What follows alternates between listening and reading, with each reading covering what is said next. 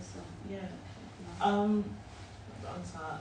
Compared to the other roles that have been core community, events is not core community, but where do you think you can aid and step in to support the core community who do have a lot of the burden? And how would you step in? yeah, so I think it kind of links to what Bucky was saying before as VP and having friendships.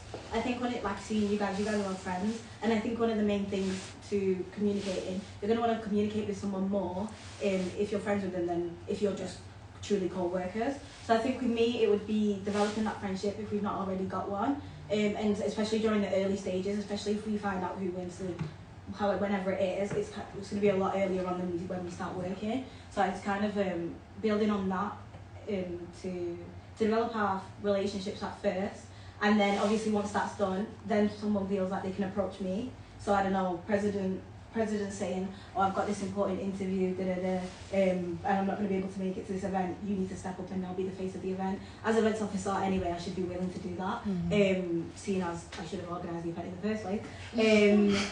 But I think being comfortable and approachable is the most important thing when it comes to those things. So not so people feel like, okay, Berta's just there, maybe we could just chuck it at her, but say Berta's just there, let's respect her and let's tell her beforehand, oh, this is coming up, so that she can be prepared to do it. Do you know what I mean? I love your answer about the friendships.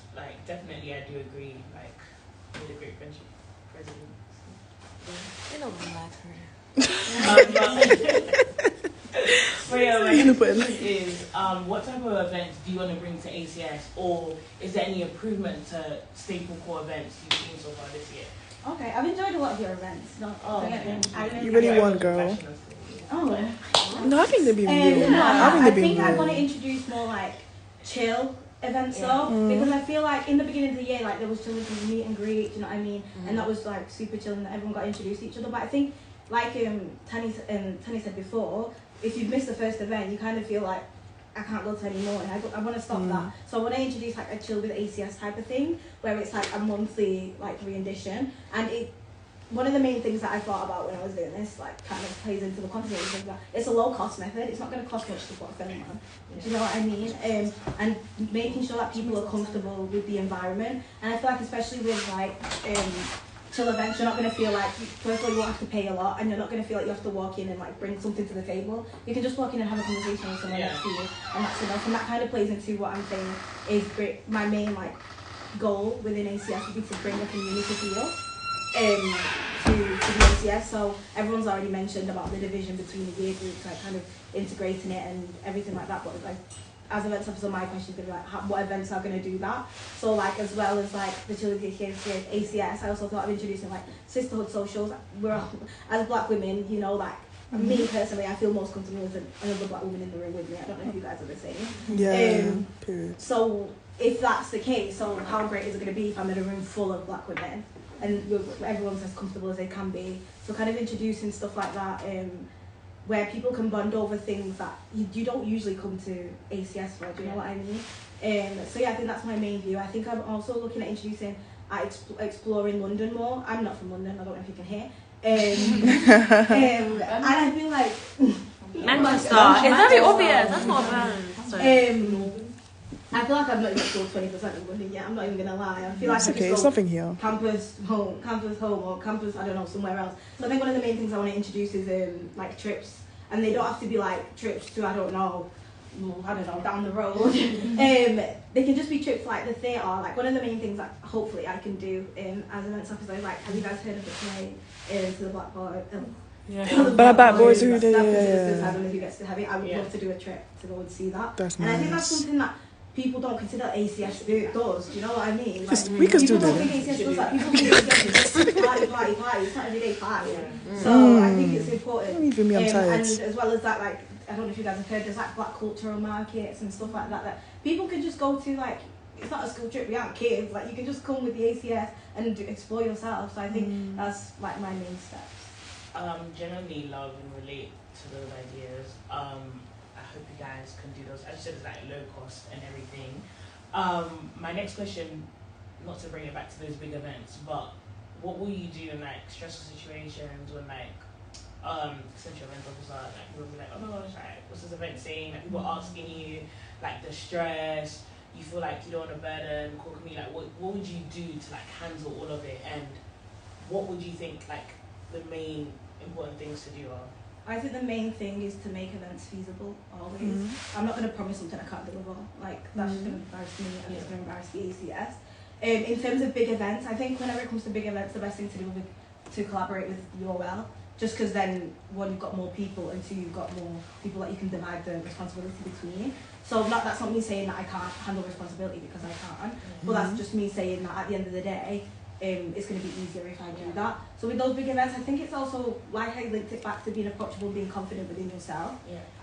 If you are, and if I'm advertising this event, and I'm like, yeah guys, like maybe you should come back, but no one's going to believe me, like everyone's going to be like, what are you doing?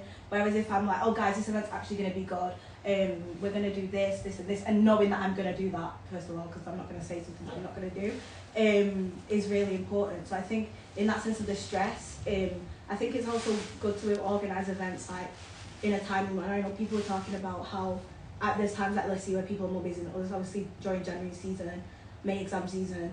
And it's pretty natural that people aren't going to want to come to ACS events because they're going to be busy with other things. So making sure that we get those events in between September and November, when people are like introducing to the ACS, and people coming in, or even just after exams, maybe like an end of exam like meet and eat, so everyone can celebrate. Do you know what I mean? It's kind of placing the timing right, so then we can get as much engagement as we can.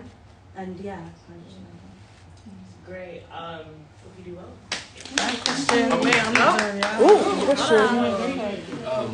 Funding is like a very important aspect of that, I think I can say. So what do you have any particular ideas for events that would be effective in raising those funds? That's a good question. And how do you balance the need to get profitable events with also the desire just to have events that are fun, really? Okay. I think in terms of like raising funding, you just have to be strategic about what the events are going to be. I'm not going to do 2 events in a row that are going to cost us a lot. I'd rather just do one event that's going to cost us and then another event that's going to help us raise profit. Obviously, you've got like flagship events like Summer Shutdown and a Blaze that are always going to be there. So obviously, as events officer, I'm going to try my best to support those communities and make sure that we get as much profit from those too. For example, but then also, like I mentioned, the low cost events like Chill with the ACS, that's pretty much not going to cost not as much. Like all you need is a room, a projector, and a film, and maybe some snacks. Do you know what I mean? So I think with me, it's kind of like making sure that all events meet the standard, but making sure that we're strategic in the way that we execute them at the time and that we execute them at as well. I'm not going to execute a really big event and then be like, yeah, we're going to have another big event next week, because what is the point? People have just been there and they're not going to want that. And also it wouldn't be great for our ACS anyway in terms of money. And what was your second question, sorry? Oh, just to add, I want to ask, like, how would you raise funding? Like, let's say you started and you guys have a budget, you have £200 in the ACS bank account, like, what are you going to do? Like, how would you raise funding? I think I'd look at, first of all, collaboration with other, not even other UOL, but within LSE. I feel like I've not seen you guys do that many collaborations with other societies. And I feel like that's one of the things that I would be interested in. Like, I'm part of the dance society. I'm dancing in a Blaze, not to plug. Plug. A Blaze this Friday.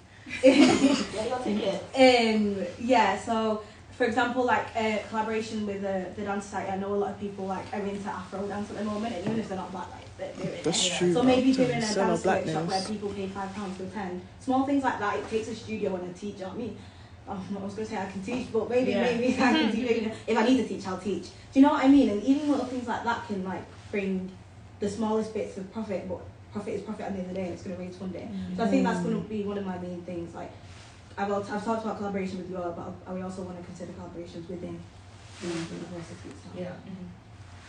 Yeah, I guess it's the last question there. I feel like throughout the year, there's less incentive with the big events like you mentioned, Summer Shutdown, and what else did you say? A Blaze. Blaze, yeah. Take me out. Technically though, because like we're not doing passes from, but yeah, there's less incentive to like focus on the smaller events and actually, plan stuff. So like, how do you balance you know, doing your degree and ensuring that you're still giving attention to every single event and ensuring that your the members of ACS are still having things to go to throughout the year. I think one of the other things that I want to introduce is like an events raffle type of thing where people like type in what they want, and that kind of links to engagement. At the end of the day, people are going to come to things that they want to, that they voted for. They're not going like, if I just say I'm going to do this event, it's not guaranteed that people are going to come. So I think that's one of the main things to, like, I'm not, at these times, like tough times like these, and when stress gets larger throughout the year, that's when we're going to start introducing that more, because that maybe then people can actually tell me what they want, and then that can raise the engagement, and like you say, like people are going to be less and less like attracted to coming to events as the year goes on. I also think setting a standard like from the beginning is also key. So like I say, not setting a standard up here, but definitely not setting it down there. So there would be no point in me putting all my effort into summer shutdown, and all the events, like say in the autumn term, and then it kind of being a downward swell, because like there's no point in me doing that. I would rather just make it consistent throughout the year than focus on like one thing and then just let it go to the ground by March. Like there's no point of me doing that. So I think the two things I would say is kind of setting a standard from the beginning of where we're going to set our events, start obviously working with the community to do that, and then the second thing I would talk about is engagement, raising engagement during the times that we know we're going to need it the most, and we know that people aren't going to be there, aren't going to want to attend events. Do you know what I mean? Yeah. I was going to ask you, like, so during our long time as vice presidents, like, we've seen that we get less engagement with maybe like corporate or like serious events when we were trying to like get people involved about their careers, which is kind of ironic since, you know, we go to LSU. But maybe it's just because people don't really take ACS as like a serious society. But like, how do you think you get engagement for the more career-focused ACS events that we try to do? I think maybe one of the issues with that was that LSU already has the ABC, so maybe like that's why people saw them as like, I'll just go to an ABC event rather than an ACS event. That might be one of the reasons. But I think in terms of that, we're just gonna have to have a different approach to that. Do you know what I mean? I think the ABC are pretty clear on what they do, and like they're pretty consistent with their events. They're typically the same format with different industries. So I think as the ACS, we kind of need to know how people see us, and then use that to then bring in the corporate stuff. Do you know what I mean? So say that people see us as a fun society.